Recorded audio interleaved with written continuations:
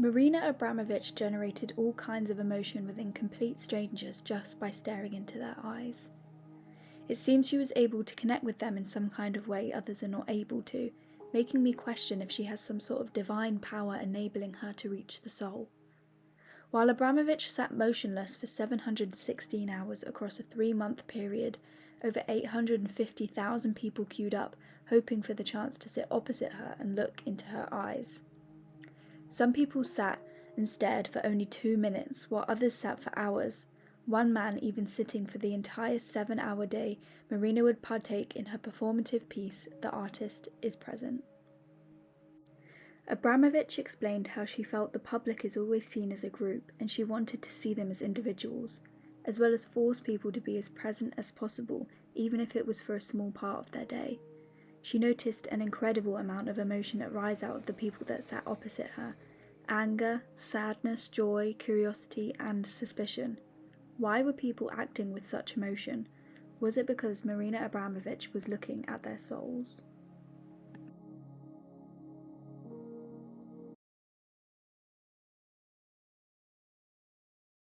Plato believed that there are two worlds, the world of ideas, which is eternal, and the sensible world, which is temporary.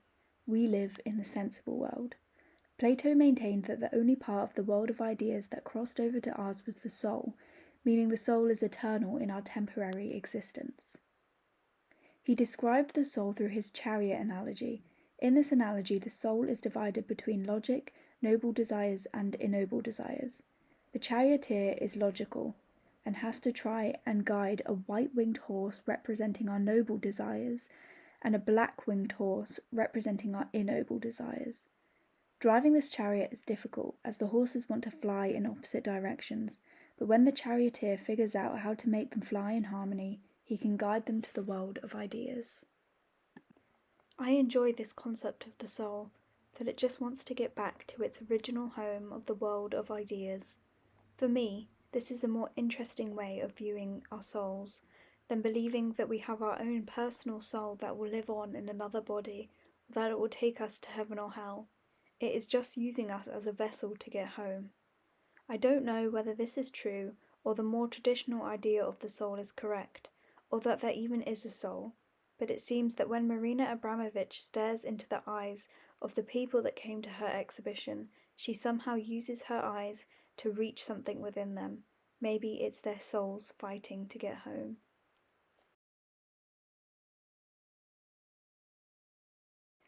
Marina Abramovic's stare led me to question what a soul is. Plato's chariot analogy is a compelling thought, however I didn't want to stop my research at the first concept I found. William of Auvergne wrote The Soul, which is a non-Aristotelian view. He cited Aristotle in his writing to argue against his idea of what a soul is. While Aristotle believed that the soul is what constitutes to a living being, William believed that a soul is an immortal, spiritual substance separate from the body.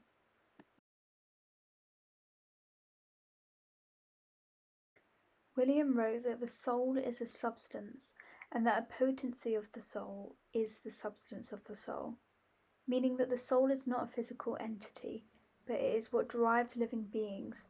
It has the power to influence us, to make our decisions in life. There is no correct view on what the soul is, as it has never been proven. However, I'm more convinced of Plato and Aristotle's idea of the soul.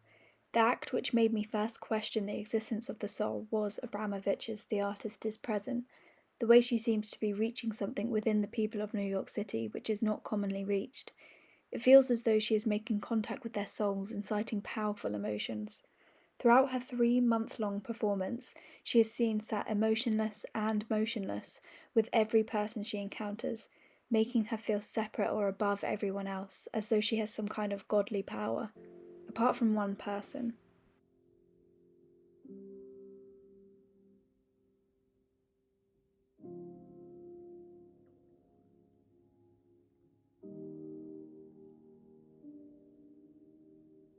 Marina's ex-partner, Ulay, is a fellow performance artist. They made many pieces together, including The Lovers, The Great Wall Walk. where they started walking the length of the Great Wall of China at opposite ends. They met in the middle to formally say goodbye, then parted ways, a symbol of the end of their relationship. This piece was made in 1988, but then in 2010, Ule queued up to greet Marina and look into her eyes once again. Seeing Ule brought Marina Abramovic, a seemingly emotionless being, to tears, as though he brought her soul back to life. There are many people who believe love is an emotion from the soul, and we have thought this for hundreds of years. Emily Bronte wrote, "Whatever our souls are made of, his and mine are the same," in her novel Wuthering Heights, to portray Cathy's love for Heathcliff. I find this quote resonates with the scene captured of Ule and Marina reuniting. She has sat in front of thousands of people and was able to remain emotionless.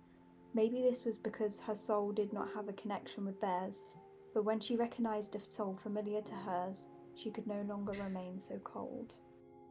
Other than Plato's chariot analogy, the main conversation between the characters in Phaedrus is them questioning what is the best kind of lover.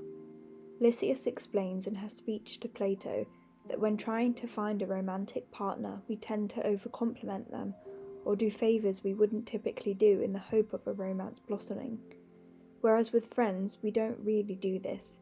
We don't overdo any aspect of ourselves, making the relationship more natural and real. She says that friends don't get jealous so easily. They don't desire your body before your personality, and they won't agree with you just to please you. Therefore, it's better to get into a physical relationship with a friend over a potential romance. Marina and Ule give this theory a third and seemingly better option. They were friends and lovers. This is shown by the fact that they are so happy to see each other, even after 22 years of separation. Lysias' speech is thought-provoking when you dull down romance to black and white, but Abramovic and Ule prove there is colour to romantic partnerships through their emotions shown during the artist is present, because their souls are made of the same substance. Maybe Lysias' answer to her ideology is that the best person to have a physical relationship with is to find someone whose soul is made the same as yours.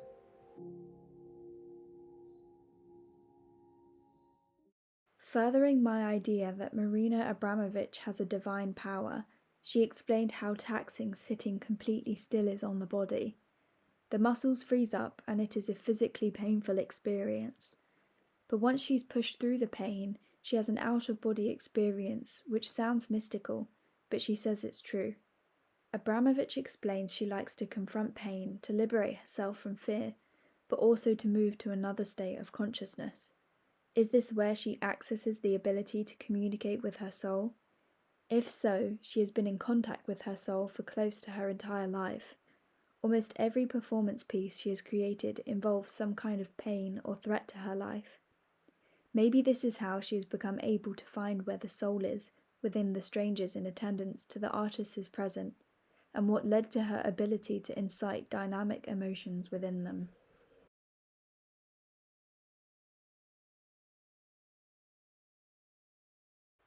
Can you see their souls in these people's eyes? Likely not.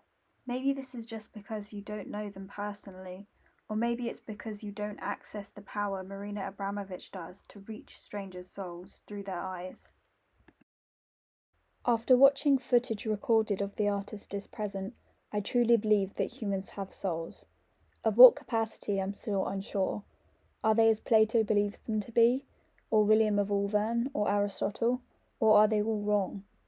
I also believe that during Marina Abramovic's performance, she proves that humans have souls, and she uses their eyes as her access point.